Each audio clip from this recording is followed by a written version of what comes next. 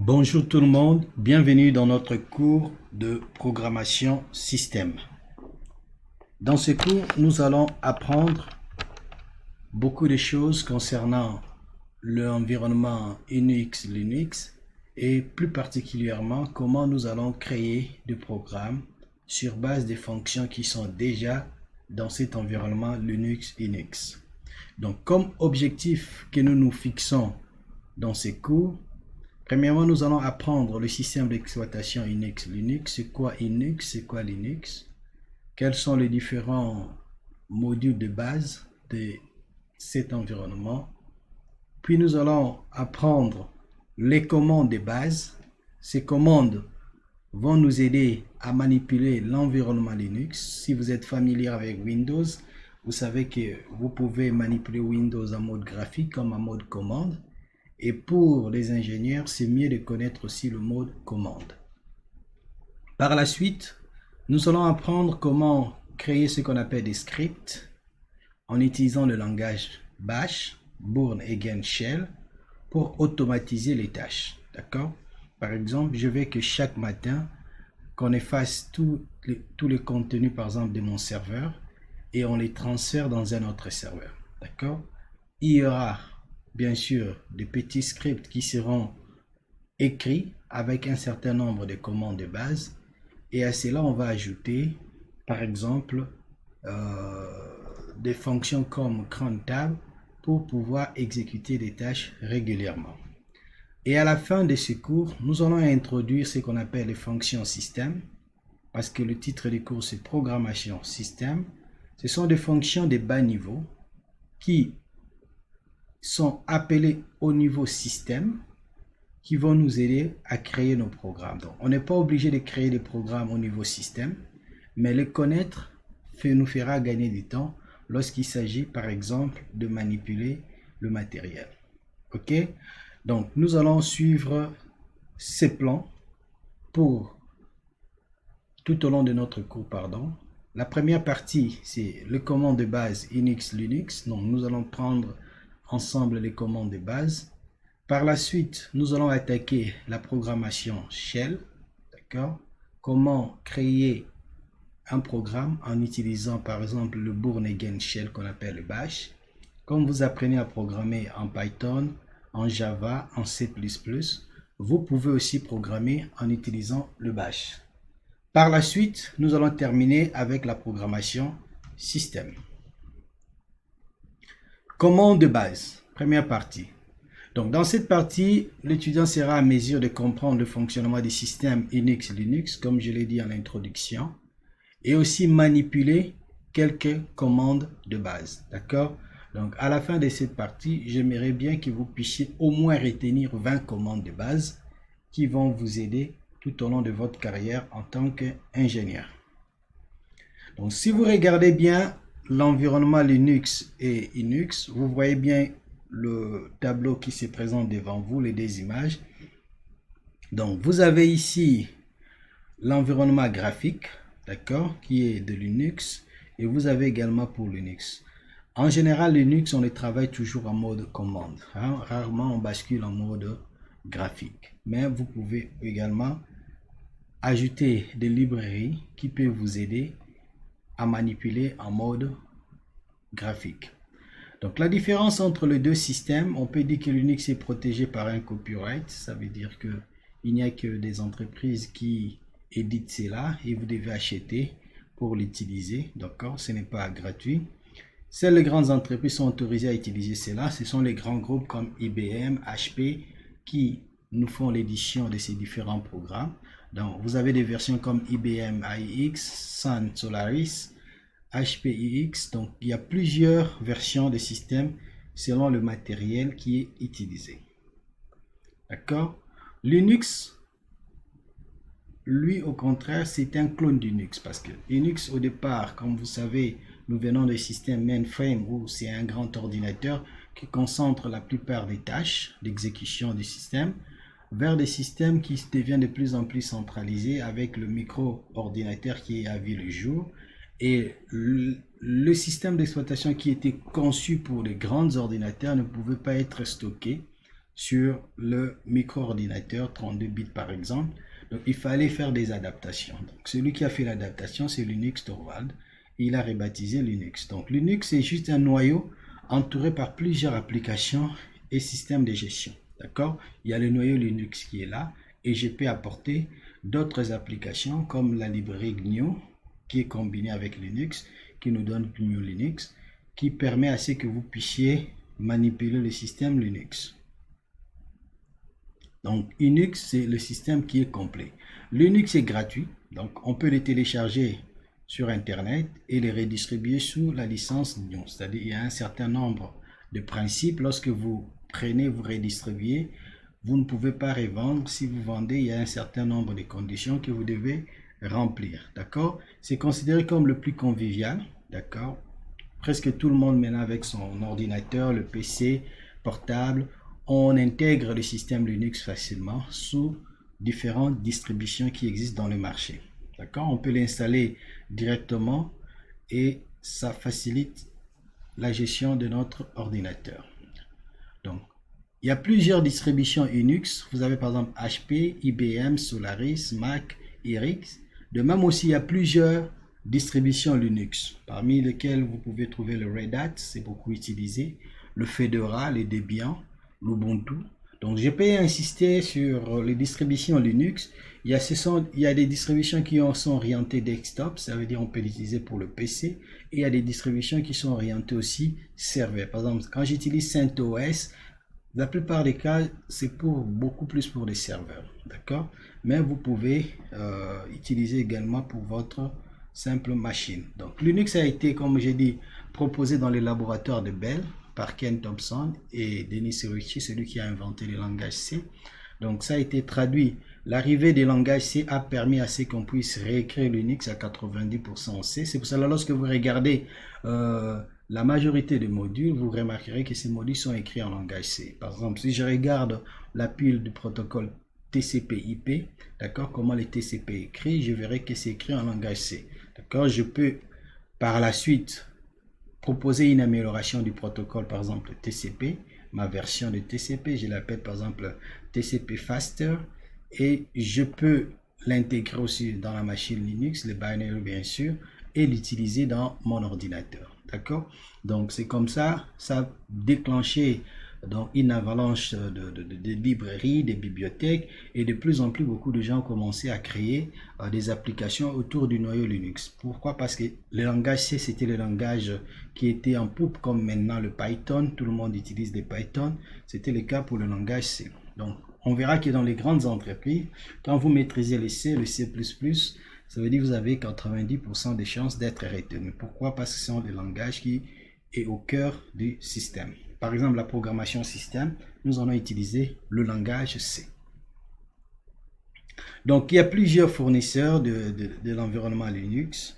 Donc, Linux est multi-utilisateur. Ça veut dire, lorsque je me connecte au système, je ne suis pas le seul utilisateur à se connecter. On peut avoir plusieurs utilisateurs qui utilisent le même système. Donc, c'est multi-utilisateur, multitâche, je peux lancer plusieurs processus, je peux écouter de la musique, en même temps je suis en train de transférer mon fichier sur FTP, en même temps je suis en train de me connecter sur Internet, donc je peux faire plusieurs choses à la fois, c'est multitâche, ce n'est pas monotâche, d'accord? Il y a toute une gestion de répartition des ressources, gestion de mémoire, gestion des disques, il y a des protocoles pour gérer les fichiers sur une machine distante en réseau.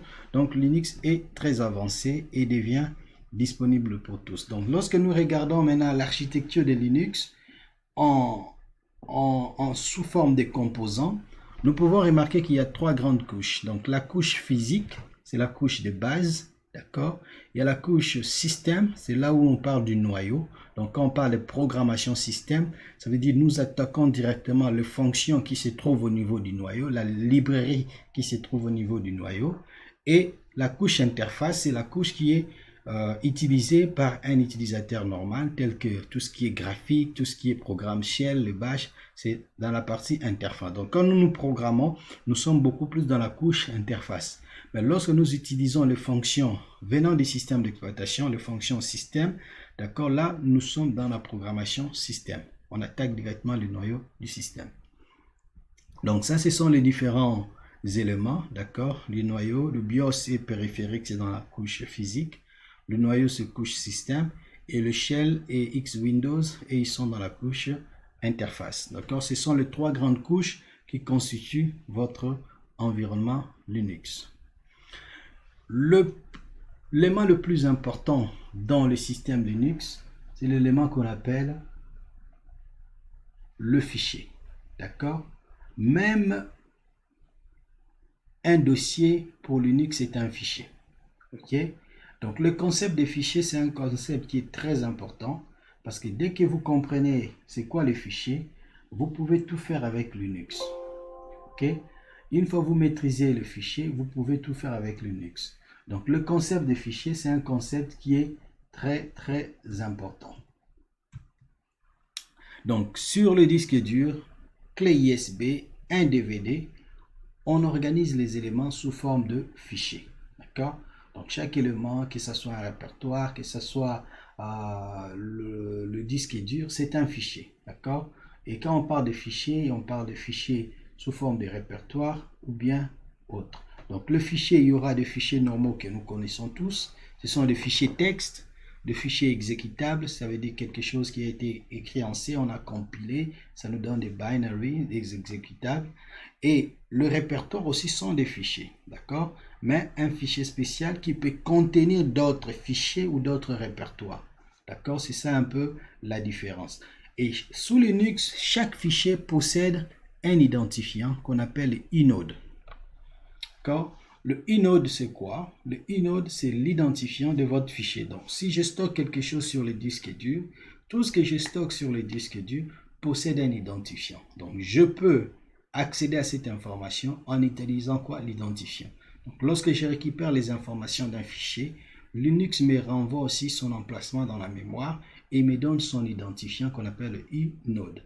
Donc, c'est le moyen pour Linux de stocker les caractéristiques du fichier. Donc, il y aura par exemple le propriétaire du fichier.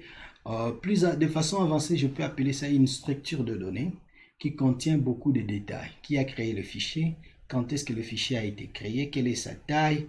La dernière fois le fichier a été modifié et donc quel est le chemin dans lequel se trouve le fichier. D'accord? Le répertoire dans lequel se trouve le fichier. Donc, on peut avoir plusieurs informations. D'où l'intérêt de voir comment ces fichiers collaborent. Donc, les fichiers sont reliés grâce à ce qu'on appelle le système d'arborescence. D'accord? L'arborescence, c'est le principe, si vous avez fait la notion des graphes, on parle des graphes, on parle de l'arbre. D'accord? Lorsque nous parlons de l'arbre, il y a le nœud principal qui est au sommet, qu'on appelle la racine, et il y a des nœuds intermédiaires qui sont des feuilles, des fils, pardon, et les nœuds qui n'ont pas de descendants sont des feuilles. D'accord? Donc, l'avantage de l'arbre est qu'il n'y a qu'un seul chemin pour aller d'un point à un autre. Il n'y a pas plusieurs chemins. D'accord? Et il n'y a pas de cycle. D'accord? Donc, l'avantage de l'arbre nous permet de bien comprendre le système Linux. Par exemple, ici, la racine, c'est le dossier dans lequel vous avez installé, le drive, pardon, le disque dur ou dans lequel vous avez installé votre système Linux, ça sera la racine.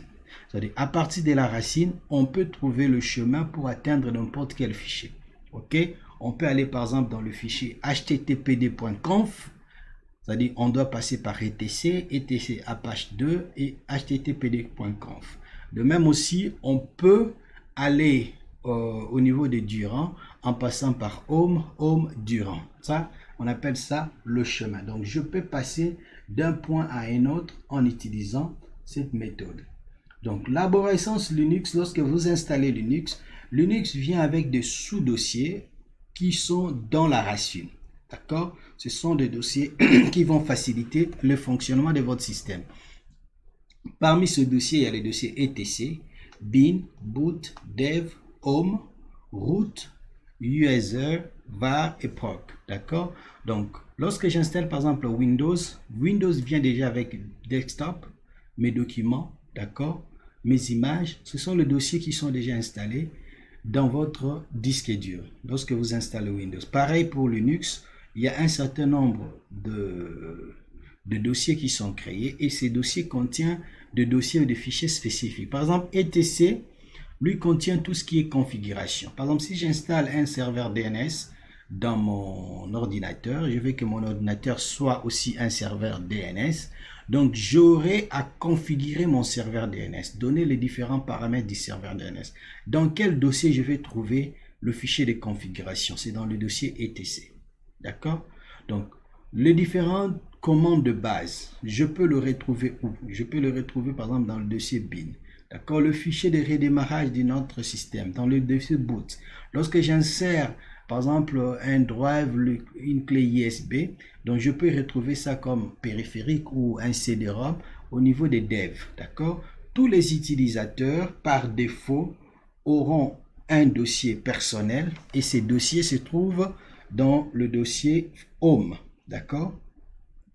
Et sous Linux, il y a la notion qu'on appelle de super utilisateur. C'est un utilisateur qui a plus de permissions. D'accord? Cet utilisateur qui a plus de permissions, on l'appelle le root.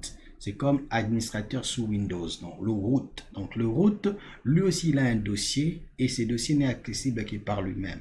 Et le root peut accéder à tous les dossiers de tous les utilisateurs qui sont dans le système. D'accord? Donc, on a le dossier ISR qui contient des logiciels, des librairies supplémentaires. On a le var qui est tout ce qui est log. Ça veut dire, au fur et à mesure que je travaille sur un logiciel, toute activité peut être enregistrée, d'accord, dans un fichier spécifique.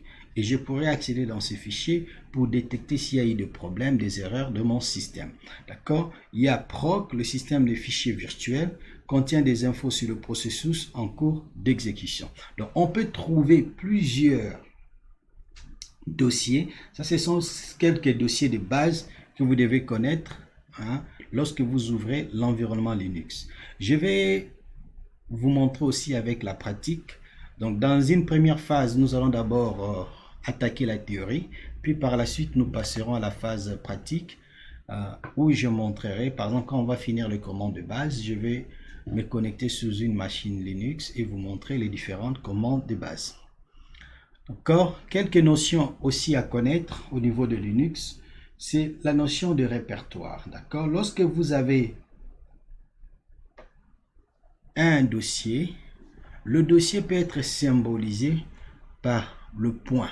D'accord? Si je suis dans un dossier, je peux dire que je suis dans le dossier, par exemple, etc, juste en utilisant le point. D'accord? Et pour parler du parent de etc, on utilise le deux points. OK? Et pour parler de ton dossier personnel, où se trouvent tes informations personnelles telles que les images, mes documents, c'est le tilde, le symbole tilde qui est utilisé. Donc, par exemple, si je reviens ici, supposons que je me trouvais dans le dossier Apache. Si je fais deux points, le deux points, c'est son dossier etc. Le deux points de etc ici, c'est la racine. D'accord? D'accord? Et si je suis par exemple l'utilisateur Durand, si je fais tilde, le tilde, ça veut dire quoi? C'est /home /Dupont, par exemple, ou Durand. D'accord? Donc ça, ce sont les dossiers personnels de l'utilisateur. Ce sont quelques symboles qui sont importants. Et ces symboles-là vont nous aider à manipuler notre système. D'accord? Et sous Linux, vous aurez besoin des commandes. D'accord? Et parmi les commandes, il y a la commande cd, par exemple, qui permet de changer des répertoires. Change directory, ça veut dire C comme change, D comme directory. Donc la commande ls pour lister le contenu d'un répertoire. Vous verrez qu'il y a une certaine similitude entre certaines commandes Linux et les commandes Windows. C'est presque venant de la même famille, mais par la suite, il y aura des différences. Mais si vous êtes familier à un langage donné, par exemple Windows, vous pouvez sous Linux créer des alias des commandes pour que lorsque vous manipulez la commande, vous manipulez avec le même nom Windows, mais en réalité, c'est la commande qui est derrière l'alias qui s'est rappelée, c'est une commande Linux. Pour ça, je ne vais pas encore l'introduire, ça paraîtra un peu avancé pour vous. Donc, il y a la commande pwd qui va vous donner l'information dans quel répertoire vous vous trouvez. Rappelez-vous, j'ai dit des chemins, donc on parlera aussi tout à l'heure de ces chemins. OK? Donc, les différents symboles sont utilisés lorsque vous combinez avec les commandes de base. Par exemple, je dis cd deux points. D'accord? Cd, ça veut dire changer de répertoire. Va dans deux points, ça veut dire recule d'un pas. Ça veut dire va dans le dossier parent. OK? CD, par exemple, tilde, c'est-à-dire va dans mon dossier personnel. Donc, Linux connaît bien tilde, c'est quoi? Si vous êtes connecté comme l'utilisateur Angoma, il va dire, bon, l'utilisateur Angoma, son dossier personnel, c'est dans le home. Donc, je vais aller dans /home/Angoma. OK? PWD vous donnera toujours dans quel répertoire courant vous vous trouvez. Donc, nous avons les symboles associés à l'arborescence, d'accord? Par exemple, j'ai dit, je vais changer de répertoire, la commande CD, et je donne le chemin. Tout à l'heure, je vais parler du chemin, comment on écrit le chemin, c'est une notion très importante. Donc, je lui dis, va dans le dossier etc qui se trouve dans la racine, et à l'intérieur de etc, il y a un autre dossier qui s'appelle Apache 2. OK?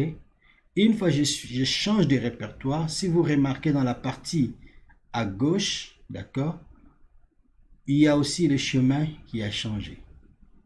D'accord? Maintenant, je suis dans Apache 2 qui est dans etc. Et si je fais CD 2 points, je lui dis de reculer d'un pas, ça veut dire va dans etc. Si vous remarquez ici, je ne suis plus dans Apache 2, je suis dans etc.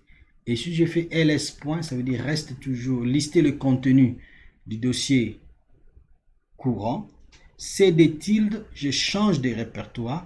Là, je vais dans le dossier personnel. Donc ici, il sera plus etc home, il sera plutôt dans home du pont parce que c'était l'utilisateur du pont qui s'était connecté.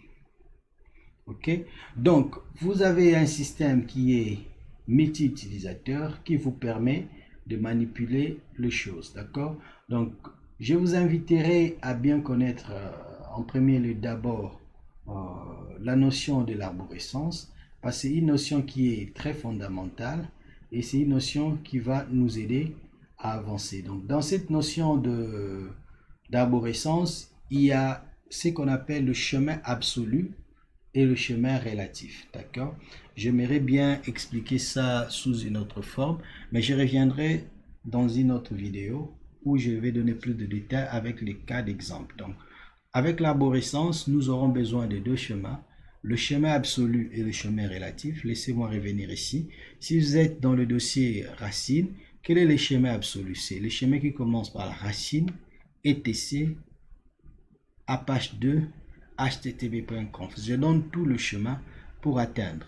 Mais lorsque je suis au niveau, par exemple, de home, je vais aller à Dupont. Si je demande le dossier, le chemin par exemple absolu, c'est /home Dupont. Mais si je veux le chemin relatif, c'est par rapport au dossier dans lequel je me trouve, d'accord, j'aurai simplement à dire ./Dupont. OK? ./Dupont. Maintenant, passons au système utilisateur. Dans Linux, comme je dis, c'est multi-utilisateur. Plusieurs personnes peuvent se connecter. Chacun aura son compte login et ses mots de passe. L'administrateur système va créer pour vous les différents comptes. Et l'utilisateur peut être un utilisateur qui a beaucoup de privilèges. C'est le root, le super utilisateur. Il possède tout le droit sur la machine. D'accord? Il y a d'autres types d'utilisateurs qui n'ont pas tout le droit, juste le minimum nécessaire. D'accord, ce sont les utilisateurs qu'on peut appeler normaux. D'accord, ils ont juste une restriction de choses à faire. D'accord, chaque utilisateur sera identifié par un nom qui sera utilisé comme le login, comme sur Windows, avec un numéro UID, en anglais c'est UID. D'accord, le UID va nous permettre d'identifier l'utilisateur. Et l'utilisateur est dans un groupe parce que le système de gestion des utilisateurs propose à ce que chaque utilisateur soit dans un groupe. OK? Et le groupe aussi est identifié par un ID. Donc, je peux être membre d'un groupe. Par exemple, je suis membre du groupe ingénieur. L'autre est membre du groupe comptable. Donc, si je vais appliquer, par exemple, une politique de restriction, je ne suis pas appelé à aller sur chaque utilisateur et appliquer la restriction. Je peux directement appliquer cela au niveau du groupe et toute personne faisant partie du groupe va automatiquement être affectée par le changement. D'accord? Chaque utilisateur est décrit par le shell qu'il utilise, ça veut dire l'interpréteur de commande. Par exemple, je me connecte sous Linux, mais j'utilise les bash. Quelqu'un d'autre peut utiliser le C shell, d'autres peuvent utiliser le Korn shell, d'accord? Ça dépendra de ce que vous avez comme interpréteur de commande. Et un utilisateur sera aussi caractérisé par un répertoire utilisateur qui lui appartient, d'accord? Lorsque vous créez par exemple un compte sous Windows d'un utilisateur, si vous allez directement dans ces Windows, vous allez remarquer que chaque utilisateur de votre système a un dossier personnel. Lorsque je me connecte avec mon login ou mon mot de passe, en réalité, le système me ramène dans mon dossier personnel. Pareil aussi sous Linux, vous avez des dossiers personnels. Et il y a un fichier très stratégique, c'est le fichier qui se trouve dans le schéma /etc/passwd. Ce fichier contient la liste de tous les utilisateurs qui sont dans votre système. D'accord? Les utilisateurs qui sont dans le système ne sont pas forcément les utilisateurs qui peuvent faire de login. D'accord? Même des services, ça veut dire des programmes qui tournent, ont besoin des fois d'avoir des utilisateurs pour les lancer. Ok? D'accord? Certains utilisateurs seront juste des utilisateurs pour lancer des programmes, pour gérer la messagerie. Mais lorsque vous avez le droit de vous connecter de login, donc là, vous êtes un autre type d'utilisateur. Mais tous ces utilisateurs-là, ceux qui vont se connecter en mode console ou ceux qui peuvent seulement exécuter des services, et tous plutôt se trouvent dans le fichier passwd. Donc si je vais dans ces fichiers, je vais trouver tous les utilisateurs qui sont dans mon système. Donc sous Windows comme sous Linux, vous pouvez décider de travailler en mode graphique, d'accord? C'est le mode le plus facile à utiliser. Tout le monde préfère ce mode-là, mais vous n'êtes pas obligé d'utiliser le mode graphique. Vous pouvez choisir d'utiliser le mode console où vous avez seulement l'écran noir et blanc et vous ne tapez que les commandes. Avec graphique, vous pouvez utiliser la souris. Donc, si vous utilisez Ubuntu, par exemple, par défaut, Ubuntu, c'est en mode graphique. Il faut, si vous voulez basculer en mode commande, de changer un certain nombre de paramètres. Comme ça, au démarrage, vous n'allez pas voir l'interface graphique. Vous allez directement basculer en mode commande. Ok, donc l'utilisateur aura le mot de passe. Il y a un certain nombre de disciplines à acquérir. Par exemple, le mot de passe ne doit pas être divulgué. Ça ne doit pas être un mot de passe facile que tout le monde va connaître. Par exemple, un mot de dictionnaire. D'accord, combiner des caractères majuscules, minuscules avec des chiffres et des caractères spéciaux. Ça, c'est pour renforcer le mot de passe au minimum 8 lettres. D'accord, donc l'interface graphique de X Windows, c'est pareil comme pour le Windows. Vous pouvez utiliser le modèle KDE ou les GNOME pour le graphique. D'accord, chaque système vient avec son interface graphique par défaut. Vous pouvez les changer si vous n'appréciez pas cette interface-là.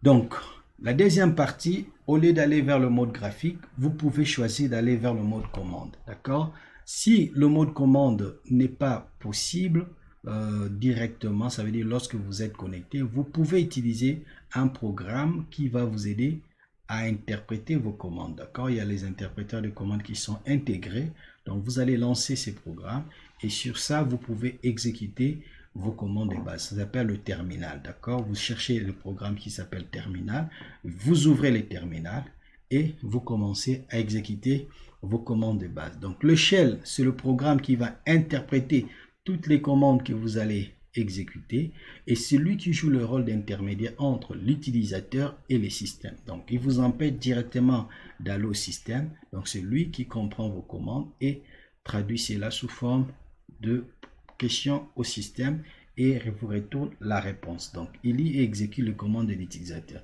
C'est aussi un véritable langage de programmation. Donc dans la deuxième partie, dans la première partie, nous allons utiliser le shell comme interpréteur de commandes. Mais dans la deuxième partie, nous allons utiliser le shell comme langage de programmation. Donc, nous allons apprendre la déclaration de variables, nous allons apprendre les fonctions répétitives, nous allons apprendre des fonctions itératives, nous allons apprendre tout ce qui est élément de base pour un langage de programmation. D'accord? Donc, il existe plusieurs fonctions shell, des interpréteurs de shell.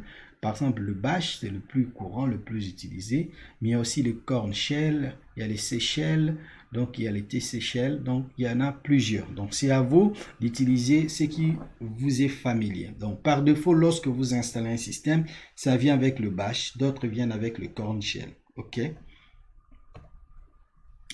Donc lorsque vous travaillez en mode graphique, donc pour ouvrir l'interface pour exécuter des commandes, vous devez ouvrir un terminal. Donc c'est juste un petit programme, l'écran noir et blanc. Donc c'est lui qui va vous aider à exécuter vos commandes.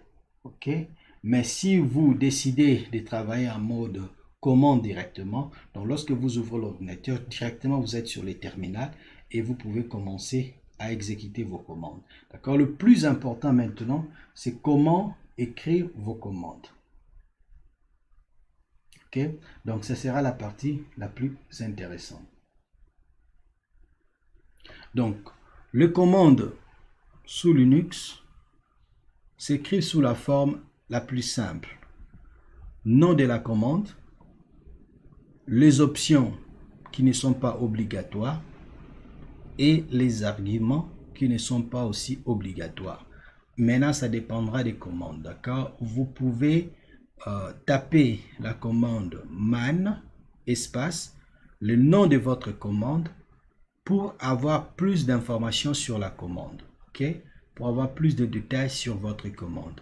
Donc la première partie, ce que je vous invite à faire, c'est d'utiliser d'abord la commande man suivi du nom de la commande pour avoir la description de la commande. Que fait la commande?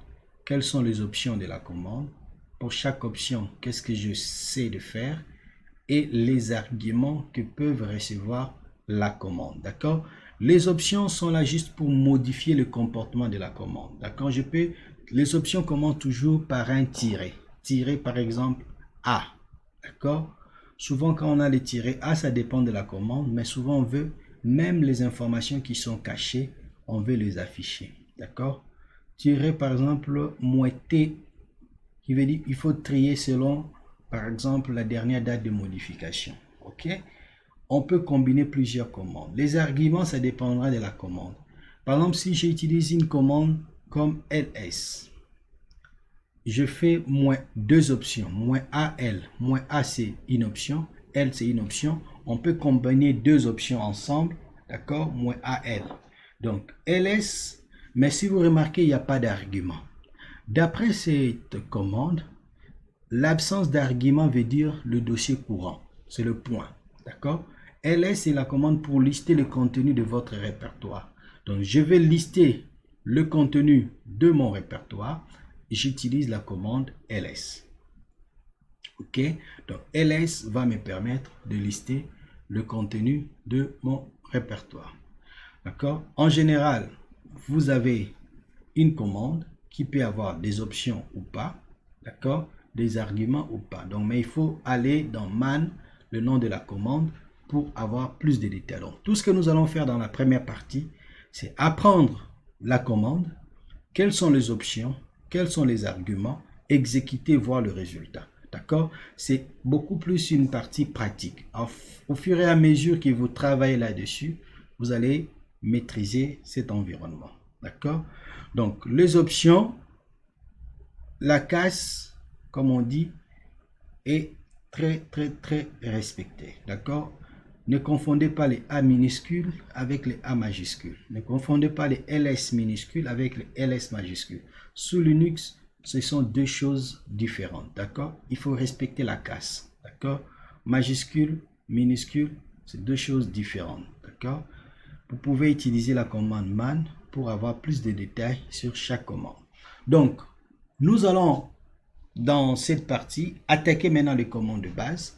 Et j'aimerais bien vous donner un peu du temps de revoir ce que nous avons déjà fait dans la première partie. Donc, nous sommes en train d'apprendre le système Unix et Linux. Nous avons compris que c'est un système qui fonctionne aussi comme Windows, mais avec l'avantage que le mode commande est très avancé. Maintenant, Windows s'est rattrapé avec son PowerShell, où on voit bien que dans l'automatisation des tâches, c'est beaucoup plus utilisé pour la configuration des différents serveurs. D'accord? Mais Linux avait déjà donné l'accès bien avant. C'est pour cela beaucoup des ingénieurs système ou IT travaillent plus avec Linux. Donc, dans Linux, nous avons trouvé que c'est un système qui est multi-utilisateur, multitâche. Donc, vous pouvez créer plusieurs comptes utilisateurs et vous pouvez également exécuter plusieurs tâches. Et nous avons aussi compris que nous pouvons travailler en mode graphique ou en mode commande. Donc, si vous travaillez en mode graphique, c'est comme Windows, vous avez l'interface graphique qui s'affiche devant vous et vous pouvez lancer un programme qu'on appelle terminal qui va vous permettre de exécuter les commandes de base. Sinon, vous pouvez configurer votre système pour que dès le démarrage, ça se lance directement en mode commande sous forme de terminal. On verra par exemple un grand nombre de serveurs, on préfère les gérer directement en mode commande qu'en mode graphique. Cela aussi limite les intrusions parce que les gens qui ne maîtrisent pas le mode commande ne pourront pas travailler. D'accord? Maintenant, dans cette deuxième partie que nous allons attaquer, toujours dans la première grande partie qui sont les commandes de base, nous allons commencer maintenant à traiter chaque commande de base. Donc, prenons une pause et on au revoir. À tout à l'heure pour attaquer notre deuxième partie. D'accord?